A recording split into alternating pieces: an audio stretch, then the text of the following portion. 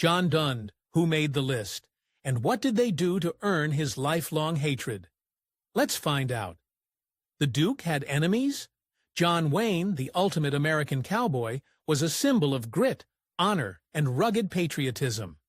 His towering presence, gravelly voice, and strong jawline became synonymous with justice, bravery, and old-fashioned American values.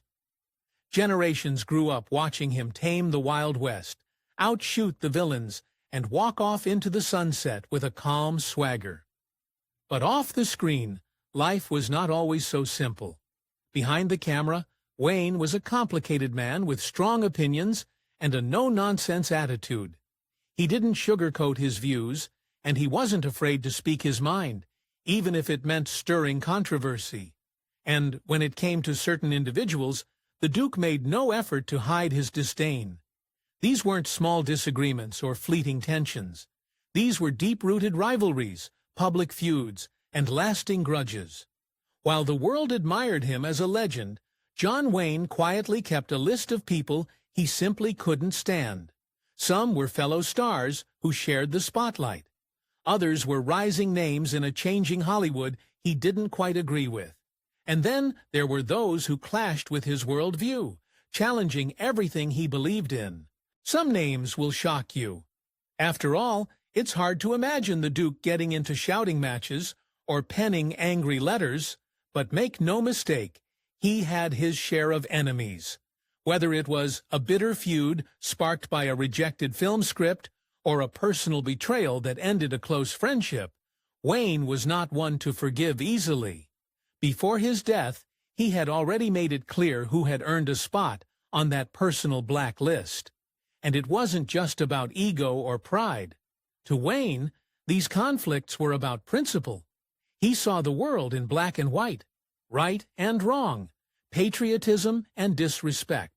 And if someone fell on the wrong side of that line, there was no going back. In some cases, these disputes were public and explosive. In others, they festered quietly behind closed doors. But whether through sharp words, silent treatment, or outright confrontation, Wayne let it be known who he wanted nothing to do with. Some of them were legendary actors. Others were groundbreaking directors. A few may surprise you completely, but one thing is certain. These were not passing grudges. They were deeply personal and, in some cases, lifelong. So who exactly made the Duke's blacklist? And what did they do to land there? Let's take a closer look at the people John Wayne couldn't stand. The 5 most notorious names that will truly catch you off guard. Clint Eastwood. Clint Eastwood is one of the most iconic faces in Western film history. With his steely glare, tight-lipped delivery, and silent strength, Eastwood redefined what it meant to be a cowboy on screen. But while audiences loved his gritty style, one man was far from impressed. That man was John Wayne. Wayne had spent decades building the classic image of a Western hero. He stood for honor, courage, and a strict moral code. In every film he played the good guy who made tough choices and fought for justice. His heroes were flawed, but always noble. Then came Clint Eastwood, a younger actor whose characters didn't always follow the rules. His gunslingers were cold, sometimes cruel, and often operated in moral gray zones. This new brand of Western didn't sit well with Wayne. The clash between these two titans wasn't just about age or style. It was about values. Wayne believed the Western was more than just entertainment. It was a reflection of American ideals, a tribute to the courage and integrity of frontier life. Eastwood, on the other hand, brought a more cynical and realistic tone to the genre. His characters blurred the line between right and wrong. That was something Wayne couldn't accept. The tension between them started when Wayne turned down the lead role in Dirty Harry. The film told the story of a hard-edged cop who didn't always follow the law to deliver justice. Wayne read the script and was disturbed by its tone.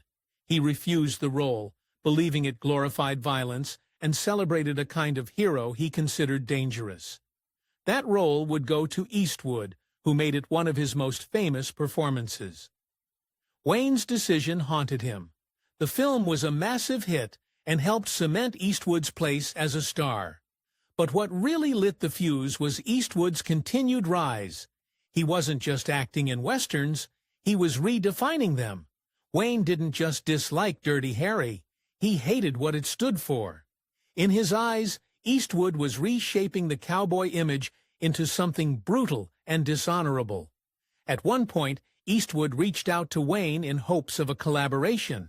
He sent him a script for a western called The Hostiles. The film would have starred both men and a tense and dramatic story set in the West.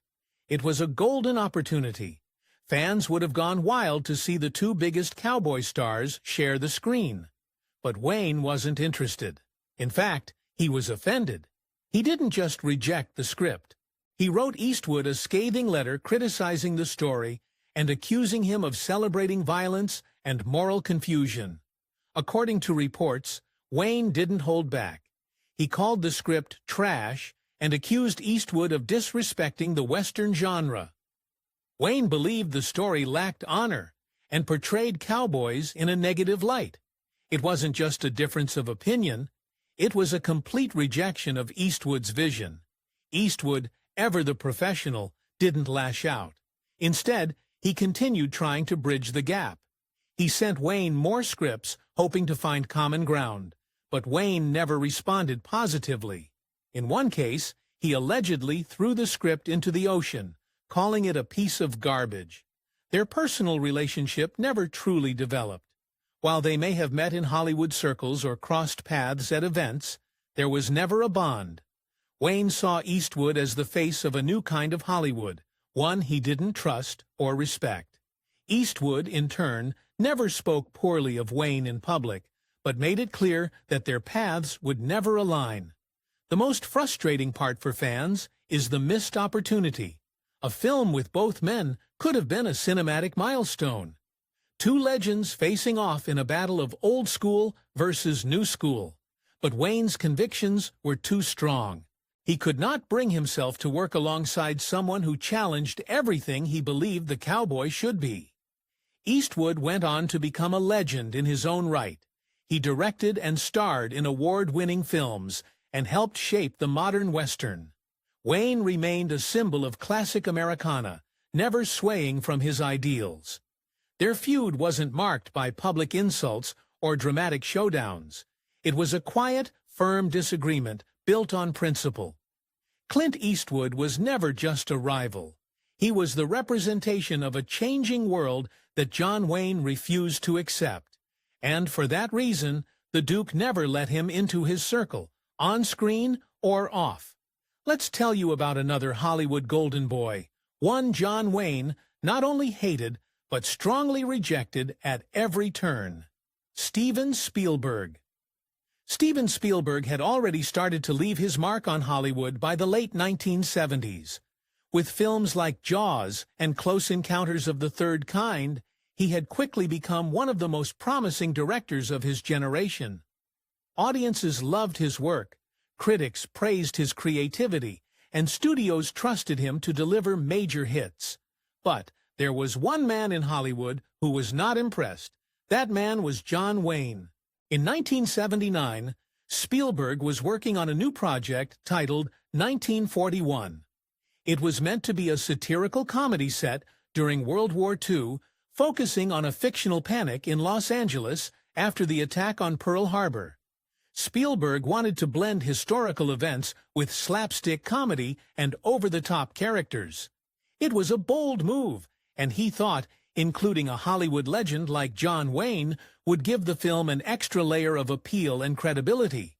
So he offered Wayne a role in the movie. But instead of feeling honored or excited, Wayne was furious. He didn't just reject the role, he called the entire movie anti-American. From his point of view, turning a tragic moment in American history into a source of comedy was not just bad taste, it was offensive. He believed Spielberg was mocking the sacrifices of soldiers and civilians during a time of great national pain.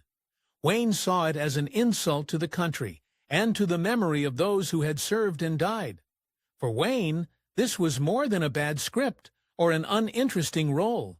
It was a matter of principle. He had spent much of his career playing characters who fought for justice, defended freedom, and stood up for what was right. The idea of starring in a film that treated World War II as a joke went against everything he believed in. He told Spielberg directly that the movie would be a disaster, and that making light of such a serious subject would offend American audiences. Spielberg, on the other hand, did not see it that way. He viewed 1941 as a different kind of war film. He believed that using humor to explore fear and paranoia was a fresh approach. In his mind, he wasn't mocking America. He was reflecting the confusion and chaos of the time through a comedic lens. Spielberg hoped that Wayne would understand his vision, and he even asked him to reconsider. But Wayne stood firm. His answer remained no. This incident became a clear example of the growing divide between old Hollywood and the new generation of filmmakers. Wayne had built his career during a time when movies often followed strict moral lines. Heroes were heroes. Villains were villains. Patriotism was never questioned. Spielberg was part of a new wave of directors who were willing to blur those lines. They told stories that were more complex, more daring, and often more critical of traditional values. Wayne did not approve of this shift. He believed movies had a duty to inspire and uplift, not challenge or confuse. His rejection of Spielberg's offer was not just a response to one film. It was a statement against the changing direction of the industry. To him, Spielberg represented a Hollywood that was moving away from honor, courage, and clear moral purpose. Although Spielberg was disappointed, he did not respond with anger. He respected Wayne's legacy and understood that their visions were fundamentally different. Still, the rejection stung. Spielberg had hoped to work with one of his childhood heroes, and instead found himself publicly dismissed by a man he admired. The film 1941 would go on to have a mixed reception. Some viewers appreciated its bold style and chaotic humor. Others agreed with Wayne and felt it lacked the respect the subject deserved. Either way, it remained a point of separation between Spielberg's modern approach and Wayne's traditional values. The fallout from this moment lasted. Spielberg and Wayne never collaborated, and their brief interaction marked one of the final public stands Wayne would take against the changing tide of Hollywood. It symbolized a passing of the torch, even if the handoff was not smooth or friendly. Steven Spielberg would continue to rise, directing some of the most beloved films of all time. John Wayne remained a towering figure of classic American cinema, unshaken in his beliefs. Their clash over 1941 was not just a disagreement about a script. It was a reflection of two very different worlds, one holding on to the past and one stepping boldly into the future. Then we come to a surprising name on our list, someone who was once a close friend of John Wayne, but later became someone he deeply resented, Clark Gable. Clark Gable and John Wayne were two towering names from the golden age of Hollywood. Both men represented a specific kind of masculinity, charm, and screen presence that audiences couldn't get enough of. They came from different backgrounds, but found themselves running in the same circles, often attending the same events, working on nearby sets, and crossing paths in studio meetings. Over time, a strong mutual respect developed between them. In the early years of their careers, Wayne looked up to Gable as an established star. Gable had already made his mark with films like Gone with the Wind, and was known for his polished performances and gentlemanly style. Wayne, still carving out his path, admired Gable's presence and work ethic. As Wayne's fame grew, the two men found more common ground. They developed a friendship that went beyond professional courtesy. They spent time together off-set, occasionally socialized with mutual friends, and even discussed future projects. For a while, it seemed like they were part of the same inner circle. Their bond was strengthened by the fact that they were both part of a generation that valued hard work, loyalty, and a strong sense of identity. Gable, with his refined yet tough demeanor, and Wayne, with his no-nonsense persona, represented two different shades of the same Hollywood archetype. They respected each other's approach to acting, even if their styles were a bit different. While Gable took pride in his classical training and saw himself as a serious artist, Wayne was more instinctive, relying on presence and authenticity rather than dramatic technique. Still, this difference never got in the way of their friendship, until something happened that changed everything. The turning point came during the filming of Mogambo, a dramatic adventure film set in Africa. Gable had a prominent role, and the film was directed by John Ford, the most respected directors in Hollywood, and a longtime friend and mentor to John Wayne. Ford was known for his demanding style and for pushing actors to their limits. He had a reputation for being tough, opinionated, and not always easy to work with. During the production of Mogambo, tensions began to rise on set.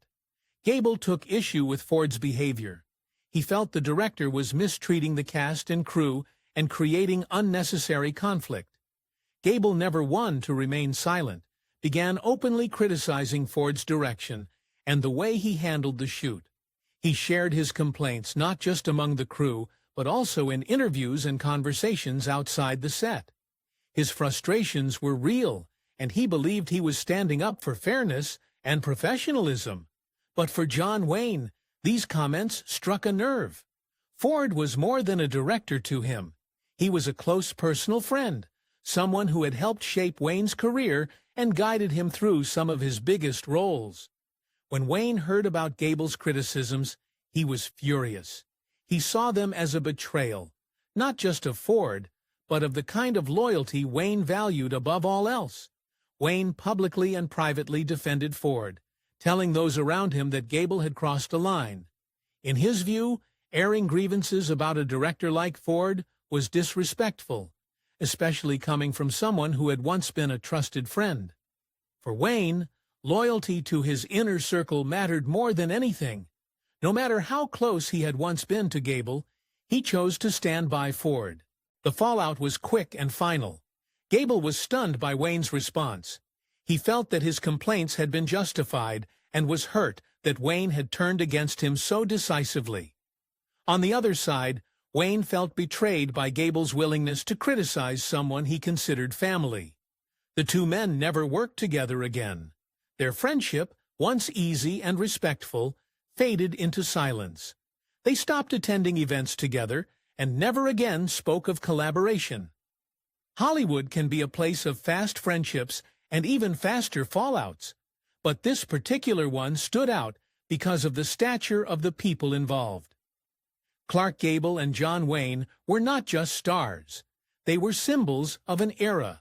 Their breakup was more than personal. It reflected deeper differences in values, in approach, and in loyalty.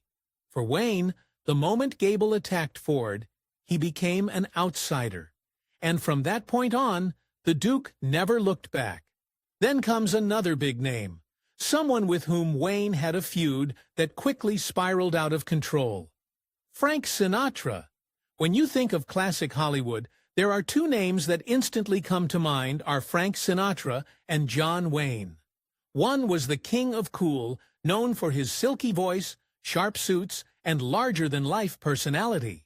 The other was the all-American cowboy, famous for his rugged roles, firm values, and commanding presence.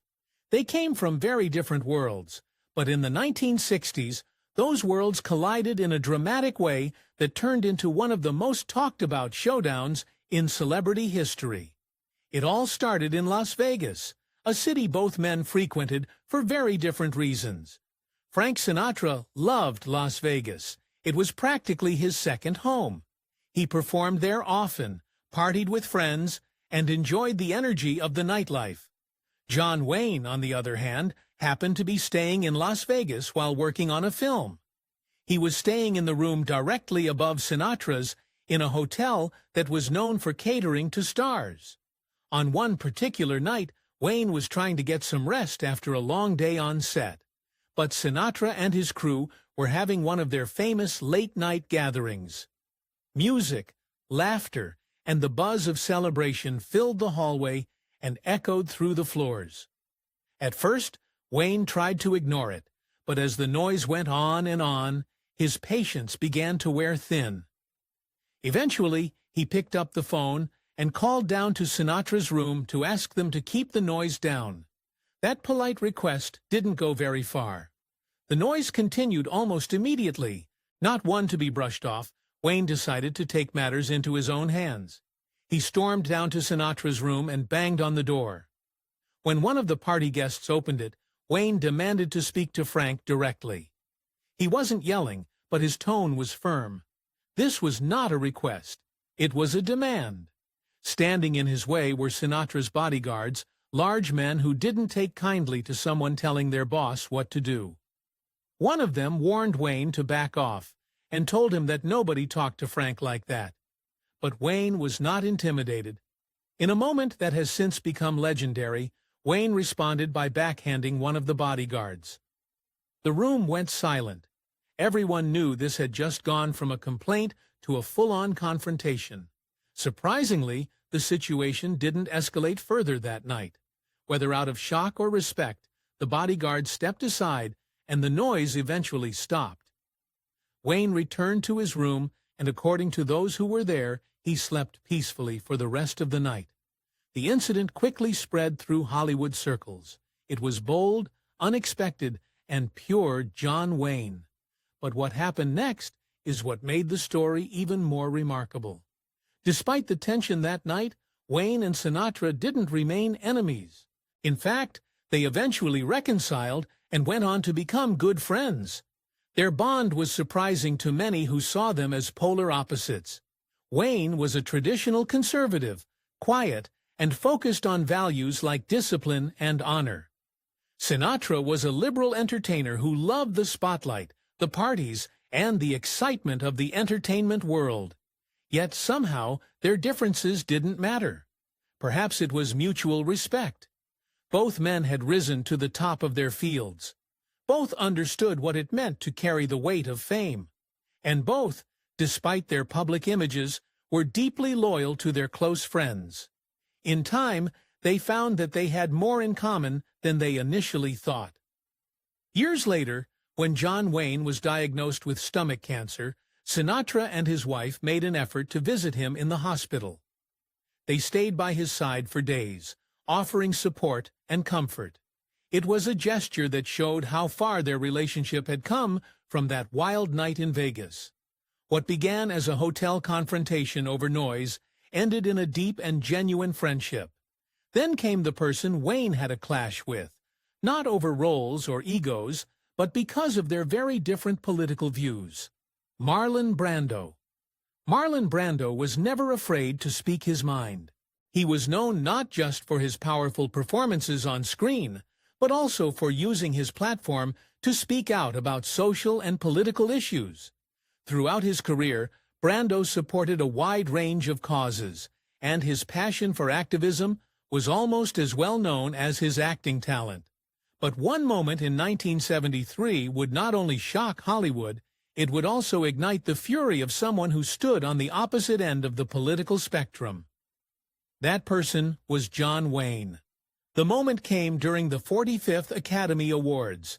Brando had been nominated and won the Oscar for Best Actor for his role in The Godfather, one of the most iconic performances in film history. But instead of attending the ceremony to accept the award, Brando made a bold and controversial decision.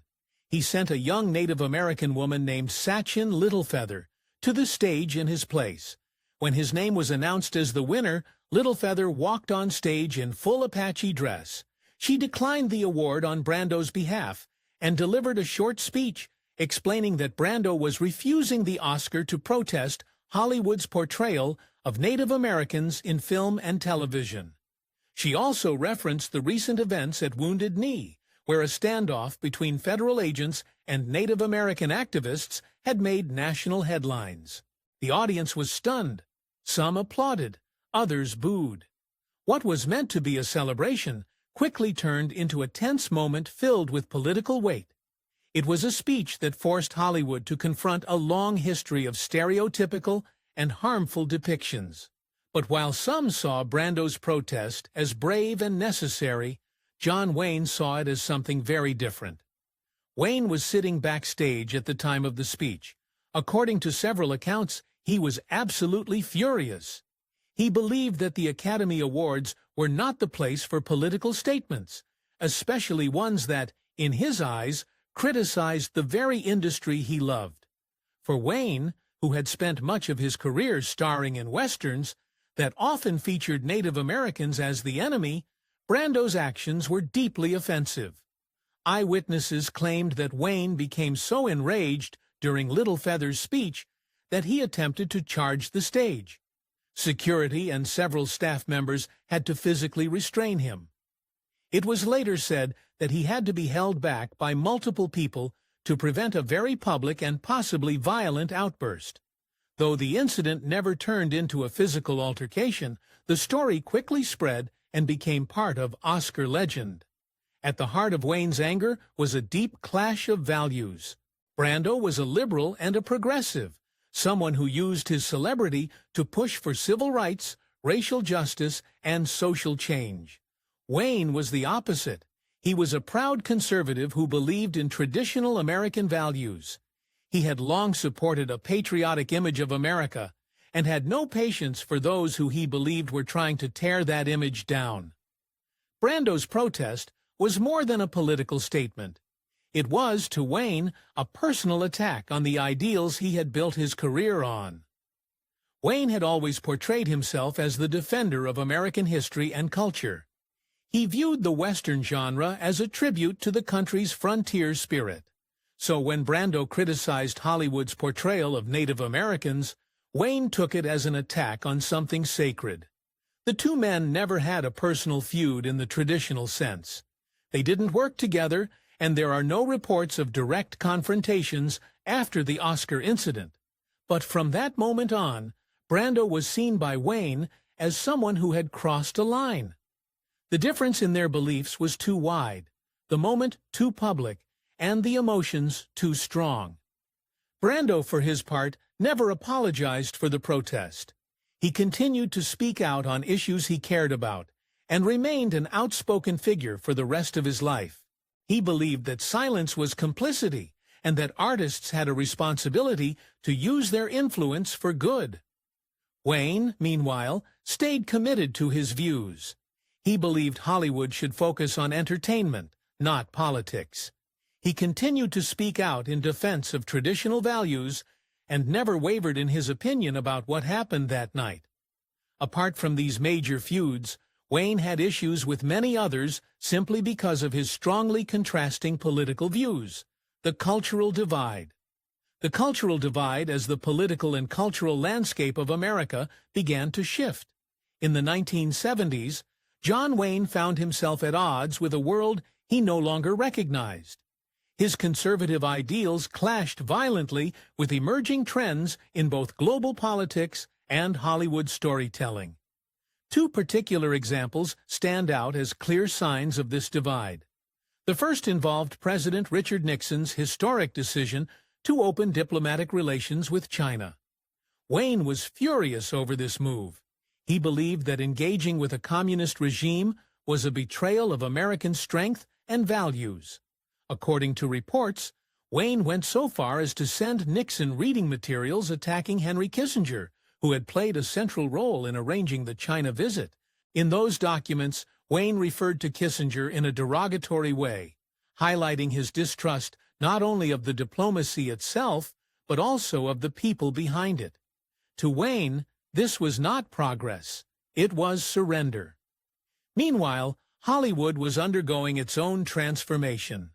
Films like Midnight Cowboy and Easy Rider were breaking away from traditional storytelling and exploring more controversial and complex subjects. These movies were raw, rebellious, and unfiltered. To younger audiences, they were a breath of fresh air. To John Wayne, they were a threat. He labeled such films perverted and un-American, believing they glorified immorality and undermined the values that had once made American cinema great. Wayne's criticism was not aimed at individual actors or directors.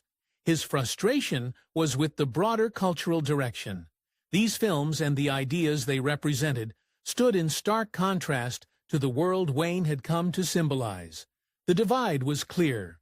Hollywood was moving on, and John Wayne was not willing to follow. Which feud surprised you the most? Drop your thoughts in the comments, and don't forget to like and subscribe for more untold Hollywood stories.